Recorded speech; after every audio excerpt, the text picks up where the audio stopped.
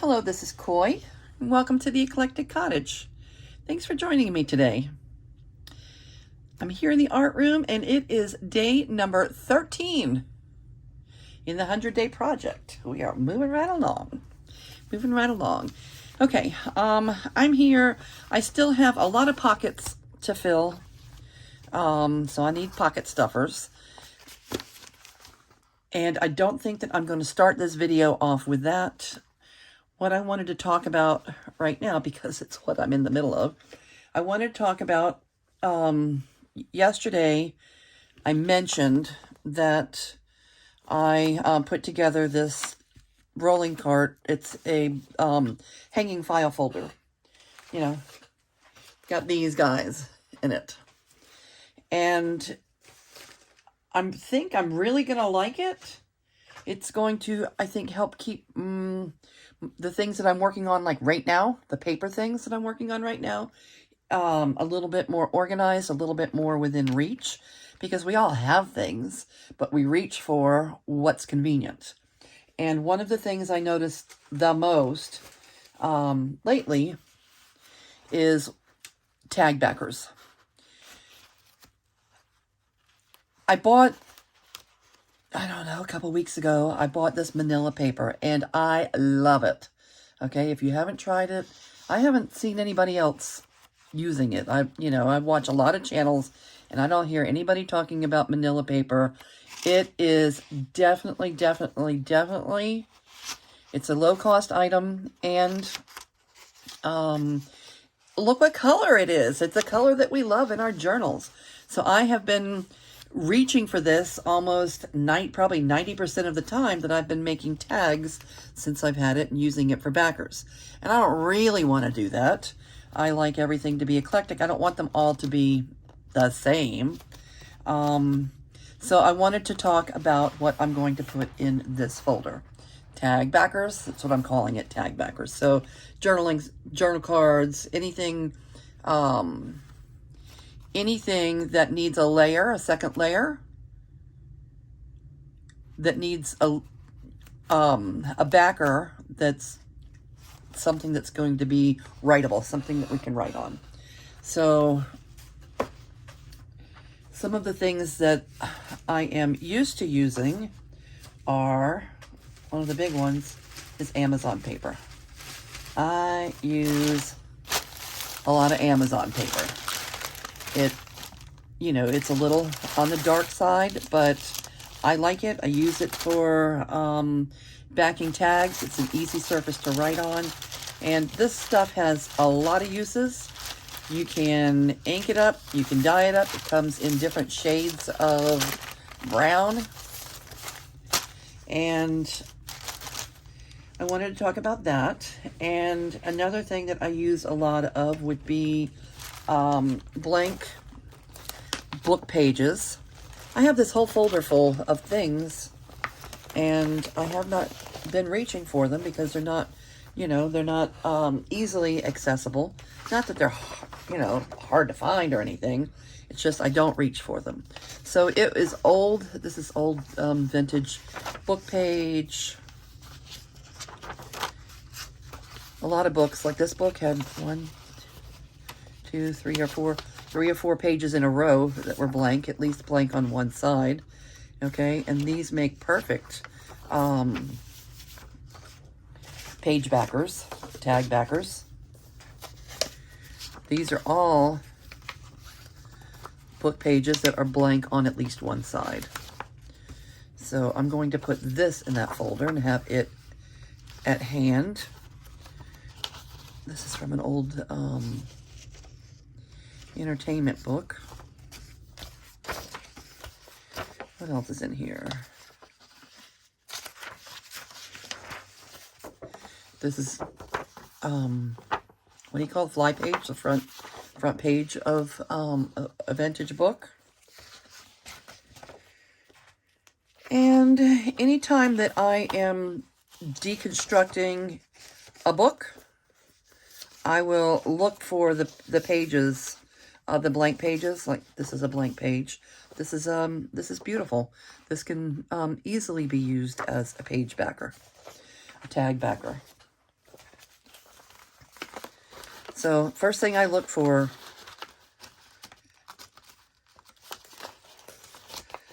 in an old book are the blank pages. I pull those out, I set them aside, and I use them to back my tags. Like these, all of this. All right, and now it's going to be close at hand and not stored away somewhere collecting dust.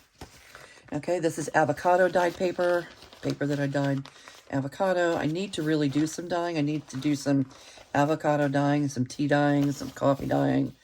And I also would like to try my hand. Look how pretty the patina is on this old paper. Pretty. Love it. All right, so I'm going to at least, maybe I'll leave this in here, in this plastic thing, and just put it in the folder. Let me make sure it fits. Does this whole thing fit in here?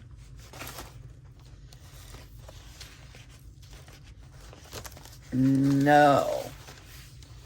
Okay. All right, so it's all coming out.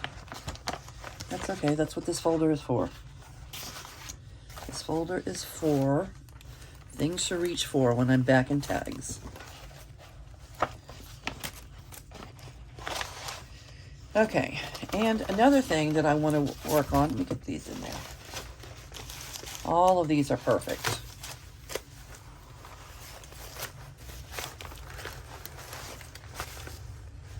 Another thing I want to work on is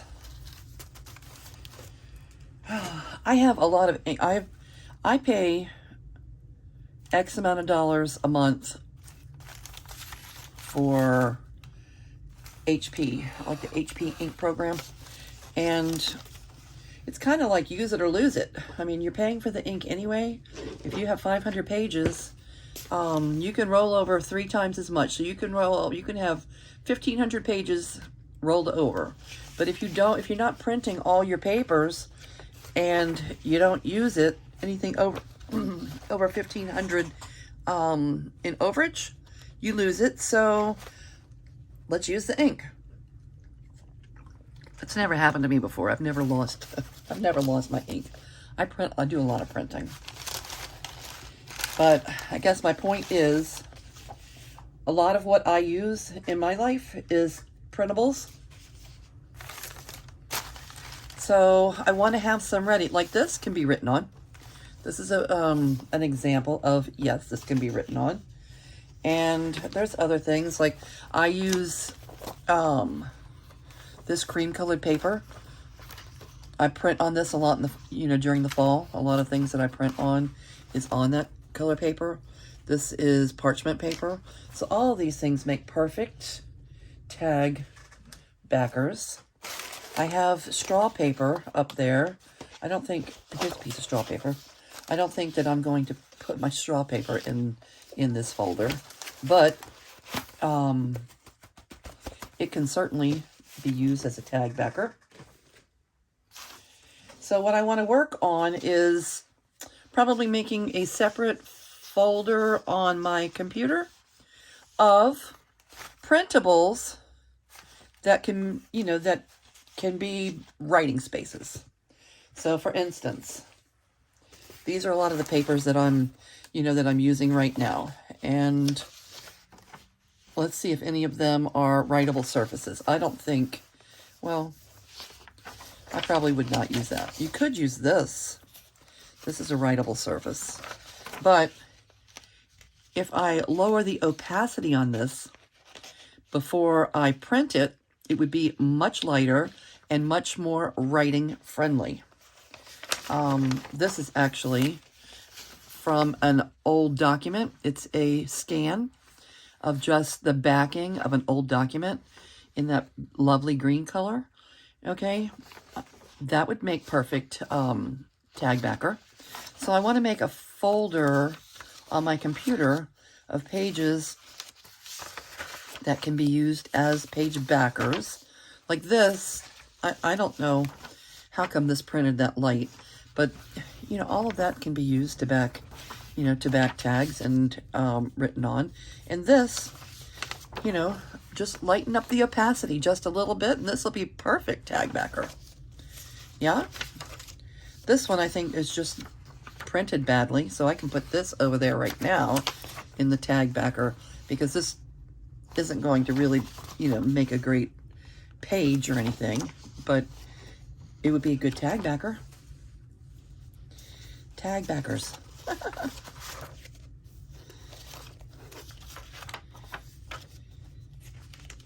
This also with the opacity, if the opacity was turned way down, would probably be good.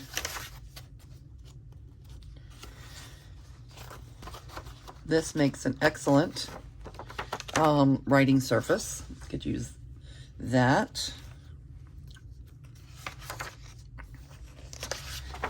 I have used this one several times to back tags with. You can definitely, you know, write on that. It's just yellow is a pretty big, bright color. You could definitely write on this. This, I've used this several times, but if I lower the opacity on this, this would make even a better, this is from Graphics Fairy. This would make an even better tag backer. So yeah, I'm going to work on this. I use often as a tag backer.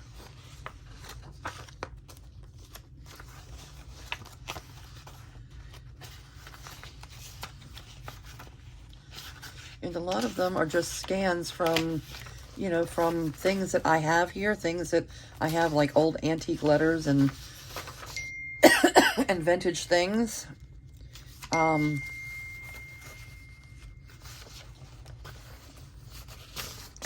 think this is an Italian letter that I got from, a scan of an Italian letter that I got from 1927. I got from Rachel. A pack of papers from Rachel. So a lot of what I use is from my own from my own, my own stash. It's from my own collection. And others, this one I used in, it didn't print well. I had to after I printed it first, this was the mistake one. I printed this from the public domain, and this didn't come out well, but this would make a great page backer. Let me show you something. Back in the day, this has nothing really to do with anything, but let me just show you this real quick. Back in the day, people used to, I don't have a great example of it, but this is one example. Okay, I made this, I just put this SVG on this paper, and this was the letter, the 3 visitors. This was a vintage letter, but this one, was a whole page, like a whole letter. So people, they would write their letters like this, and if they ran out of paper, then they would write their letters like this. Can you see it, how it's written both ways? It's kind of interesting. So, that's back when paper was scarce. Just thought I'd show you that since we were talking about writing on paper that's already written on. This would make an excellent page backer, tag backer. All right, so that's something, I just thought I would share that information with you. It's what I'm working on in my studio, my art room today, and might be something that you decide to work on in yours as well.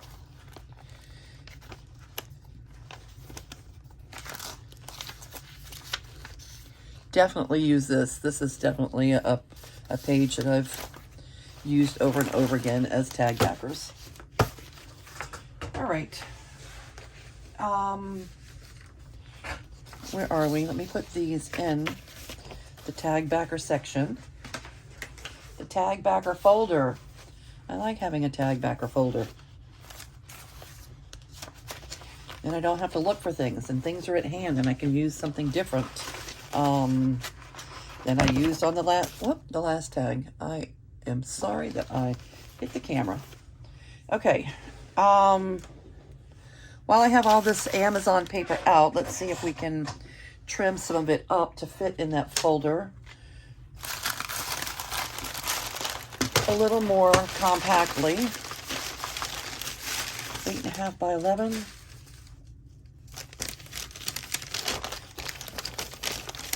So I'm going to trim things up to as close as they can get to an 8.5 by 11. So let's see what this is.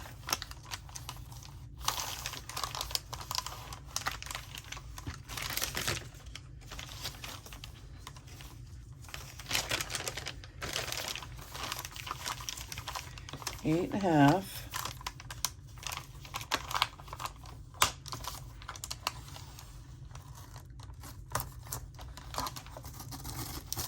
No, my trimmer's not going to like that thin paper. All right, 8.5.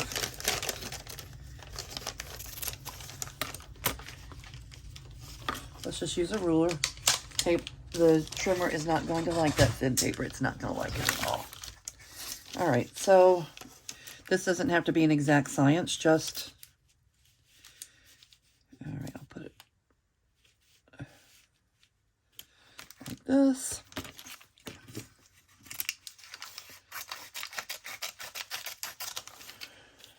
All right, and then these little pieces can go in with scraps.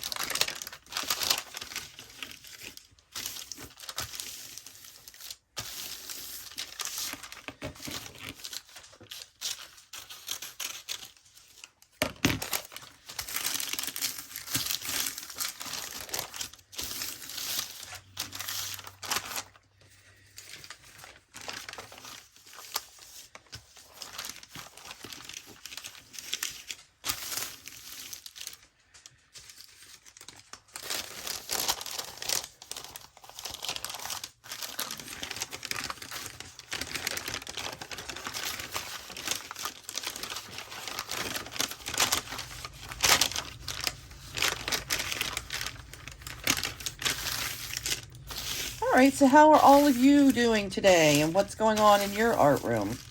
Okay, this may not be the most fun and exciting video ever, but for me, it's reality of what's going on today. So let me get a few of these done, and then maybe we can do a little project. Something.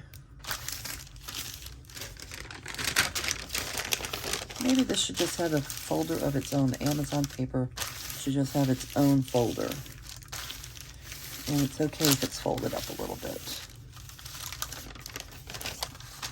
But to know that they're in the, these smaller pieces and not the giant, not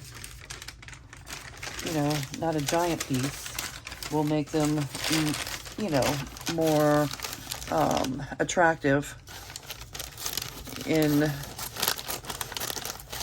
something you might want to reach for. If they're in manageable sections.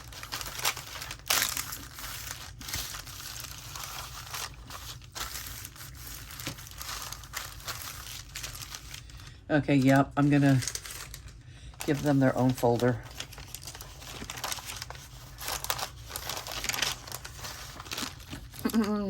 My desk does not have unlimited space. I have, the section that you see here is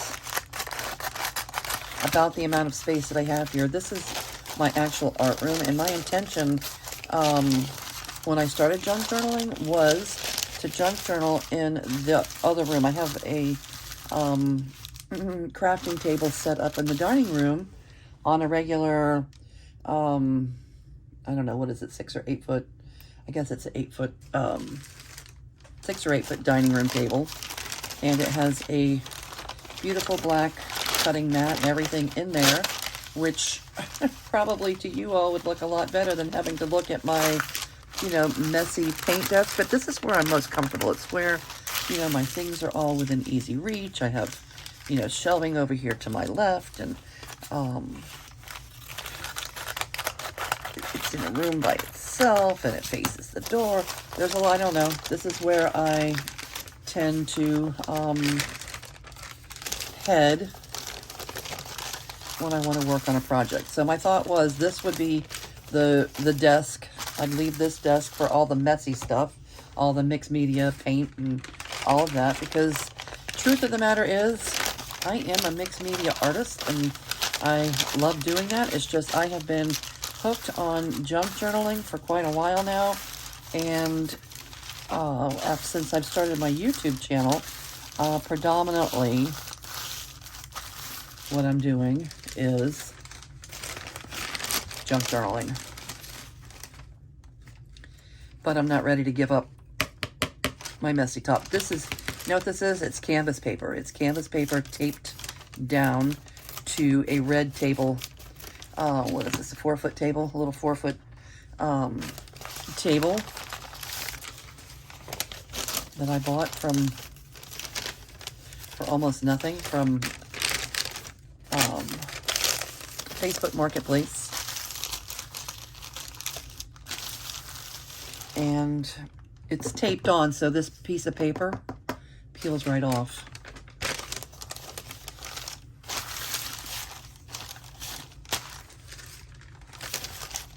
But I'm not ready to give this mess up. I like being able to make a mess here and not have to worry about messing up a table, or, you know, having to protect the furniture and that kind of thing.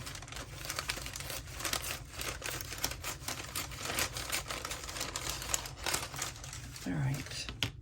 Yeah, this is going to have its own folder, and there'll be plenty of it to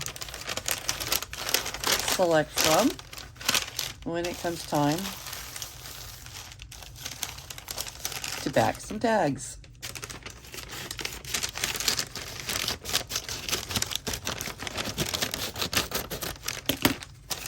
I have rolls of it too. I have rolls.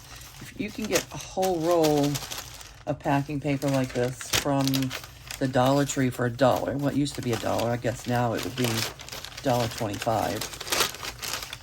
But I rarely used to use it as, you know, gift wrap paper. Used it at Christmas time or whatever as gift wrap paper, because I like the aesthetic. I like the way it looks.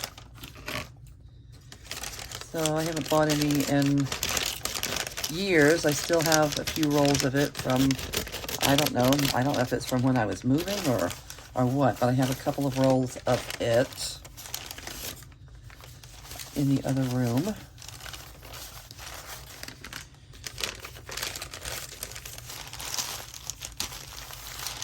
But I also hold on to it when it comes through the door as packing paper in an Amazon order. So that's where this comes from. All right, so I'm gonna call this folder Amazon paper. I could call it craft paper, but I'm gonna call it Amazon paper. It makes sense to me. I'll know what it is.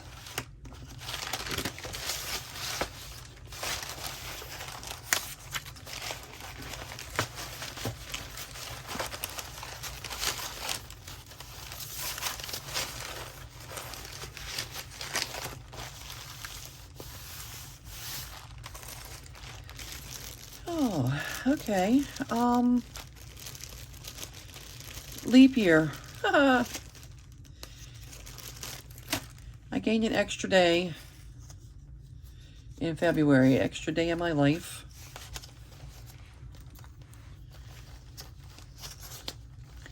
Amazon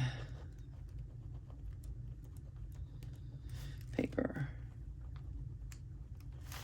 We'll put this file directly behind the other file so I don't have to look far for it when I am backing tags.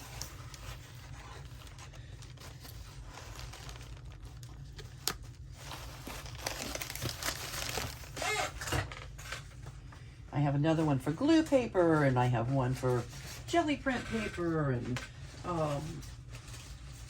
a hanging file. There's 50 files. So there's a file for, you know, the papers that I'm currently working on, that I'm, you know, reaching for a lot. And at the end of the night, or the end of my session, my journaling session, I can just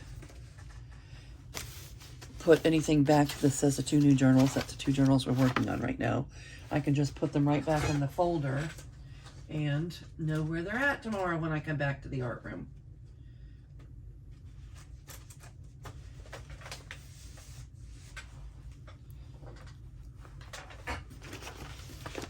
All right, so let me know how you back your tags, and if you have any tips or tricks that the rest of us might be interested in hearing about.